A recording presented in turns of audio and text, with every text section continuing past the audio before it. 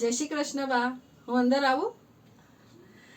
તમને ભાવતી મનપસંદ ઘી જીરા અને લીમડાના વઘારવાળી ખીચડી બનાવીને લાવી છું. જરા ચાખીને જુઓ અને કહો કેવી બની છે. સરસ બની છે ને? મને તો સુગંધથી જ ખબર પડી ગઈ હતી કે બહુ સરસ બની હશે.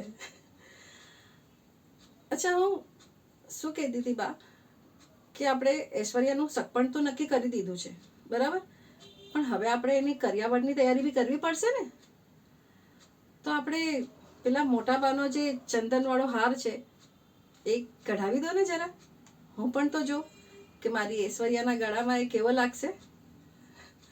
અને હા, તમે પેલા બાબુભાઈ ઝવેરીને પણ ફોન કરી આપો કે નવી ડિઝાઇનની જ્વેલરી ઘરે દેખાડવા આવી જાય.